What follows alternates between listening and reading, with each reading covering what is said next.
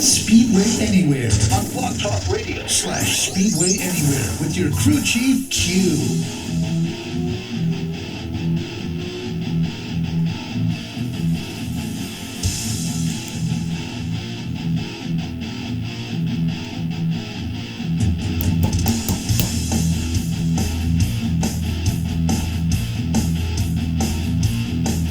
Hey, race fans, come on in. Speedway Anywhere time.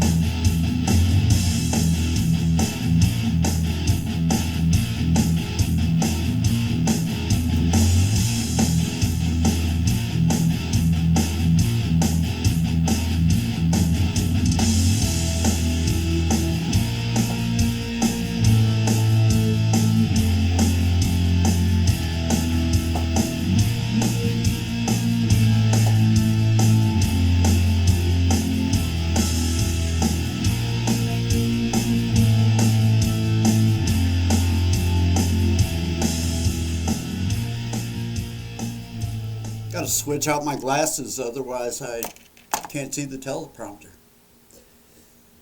So yeah, it's Speedway Anywhere time, where a checkered past is a good thing. I'm your host, Q.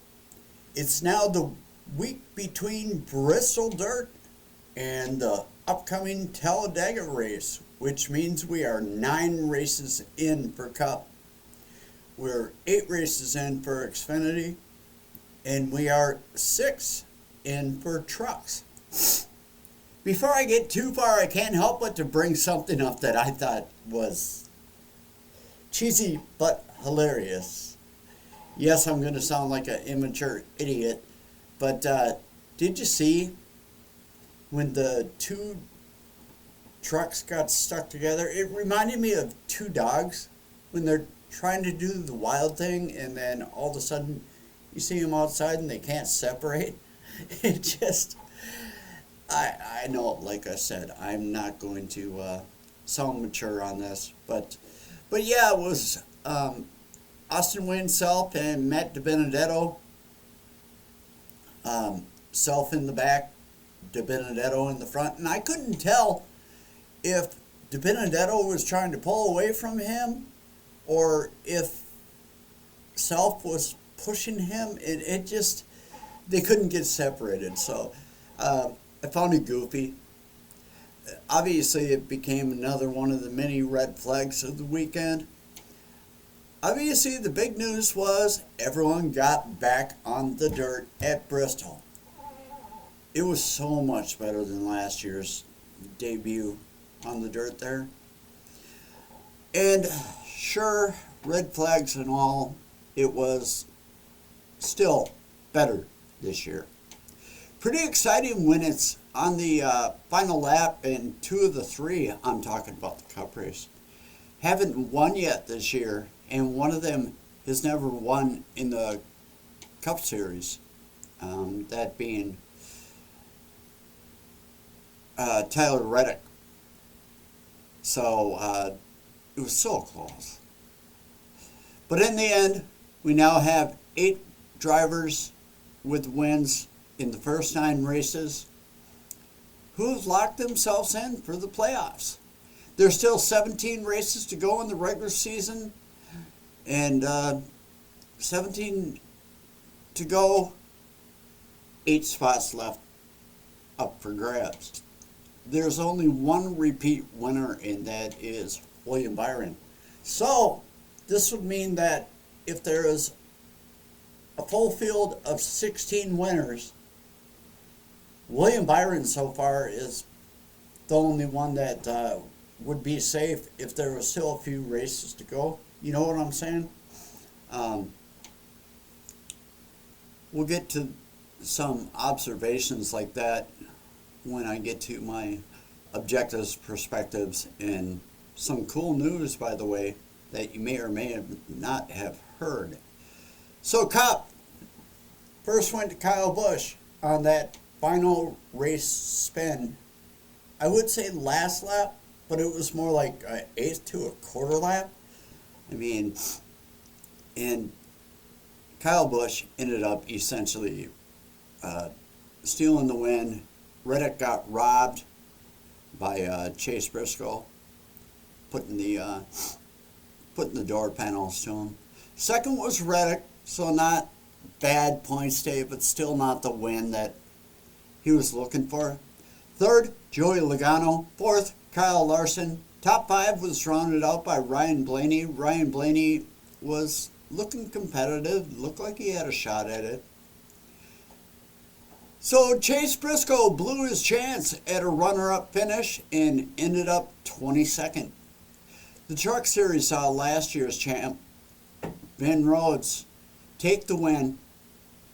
Carson Hocevar took second and he was such a strong contender.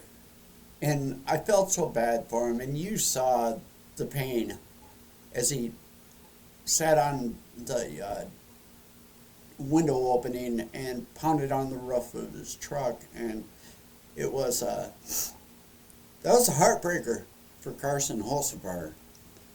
So John Hunter Nemechek still winless this year after being so dominant last year. Ended up finishing third. Parker Kligerman, he took fourth. A lot of people think of Parker Kligerman as the guy that does the pre-race stuff, the post-race stuff, the race hub stuff, you name it. He's actually got a pretty good resume in the upper three echelons. And if he had a full-time ride, I think he would definitely be up there. I don't even know if he wants one. So maybe one day we can ask him. One little speed bit is that none of the Cup Series drivers made it to the top five in the Truck Series race. Joey Logano, Chase Elliott, they finished just outside the top five. Logano in sixth, seventh went to Chase Elliott. Coming up, we have Cup at Talladega on Sunday, Xfinity on Saturday, and it's Dega. It's a crapshoot. It's a wild card, and the trucks will have almost 2 weekends off before they come back at Darlington on Friday, May 6th. Obviously a night race. So I'm going to skip to some observations. Otherwise, the show will go on till forever, maybe even to next year. We can argue whether or not we agree about dirt courses and whether or not they belong in NASCAR. First off, this one was so much better. If you were to ask me last year, I would have said, oh no, please don't do it again. But this was not bad. Second, did the track look bigger this year? I think it did. I think they got their stuff together. They took what they learned from last year. They ended up not creating those giant bumps off the dirt to the pavement on pit road and exiting pit road where they got to jump up, and it was better. And so I would say let's keep it going. And what's your take on the body slam that Briscoe put on Reddick? Reddick is the only one left of the big three rookies from 2020. There was Christopher Bell, Cole Custer, and Tyler Reddick. And then there was also three more, but they didn't count. Cole Custer was the only one that ended up with a win that year. And now Chase Briscoe got his first Cup win. Poor Tyler Reddick. He just can't get it done. He's stuck in the bridesmaid position. Especially, once again finishing second on Sunday evening. So he's the lone driver of them without a Cup win. Briscoe, the following years, rookie class got one in the sophomore year, and of course this year, Austin Cindric got one right out the gate. First race at Daytona 500. And so he got his first cup win in his first try. Now, we need to decipher something there. That, no, it wasn't his first cup race, but it was his first points-paying cup race. So, that was pretty cool. There are so many other topics from this year to touch on, but we'll have to get to them as the future episodes go on. North Wilkesboro came out in the news on Saturday that North Wilkesboro is going to host racing again. The open sign is on. Okay? No, there's no guarantee of a truck series race even, but that's where all things are pointing. Cup race, even though there's been over $20 million sunk in there, it's still not looking like it's going to be up to par. The SRX series, can't wait for that to kick off. They were talking about that possibly for this year. But yeah, what North Wilkesboro is going to do is they are going to use the pavement for some local touring series in August. They're going to tear that up and get down to the dirt and do some races in October. I'm not sure what exact series are going to be a part of that, but the open sign, it's on. Wilkesboro's back. It's no longer going to be on an episode of abandoned racetracks and whatnot. So, sorry, I lost my spot.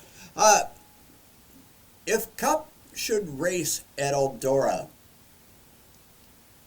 that track would have to make some improvements, obviously. One of them is outside the track. The traffic plan. That's a requirement by NASCAR to even award a date. I mean, remember Kentucky when they first got a cup race? There was people on their way to the track and the race got 50 laps in, 75 laps in, maybe even 100. And people were out on the interstate and they would cut across the emergency access dirt in between the north and southbound or east and westbound, I don't even remember, and turn around to go home. They had to make the improvements by that following year. So I'm not sure if Eldora can do something like that without a major overhaul to the highway system. Even Elko Speedway here, the nearest track to me, they had to make right turn lanes, left turn lanes at the on and off ramps. So that was, to get series like the annual ARCA event, even for the local crowd, oh my God, the crowd last year after the pandemic for opening night was just plugged up. By the way, is anyone else noting how much TV time Swiffer got due to the trucks in the Cup Series still running windshields? That's another subject that a lot of people talk about. You go to a dirt track, they don't have windshields, but they have a Swiffer inside there. So Swiffer's been getting a little free airtime. Anyways, we are now a quarter of the way in for 2022, and I think it's been great this far. Let's get together again soon. Please leave your comments below, no matter how brutal. Leave a like, subscribe, so you can keep informed of new episodes. I plan on doing at least one a week, unless there's some new breaking news, that kind of thing. So, whether you agree or disagree, or you just want to get into an argument with someone else, well, I don't advocate for that. I end up on the receiving end of that when I leave comments on other shows, so is what it is. I'll be back on the channel soon, and everyone enjoy Dega. This is Speedway Anywhere, and whatever it is that you do, just do the damn thing. Speedway Anywhere On Blog Talk Radio. your source for stock car, Indy car, or any car. No matter how many wheels.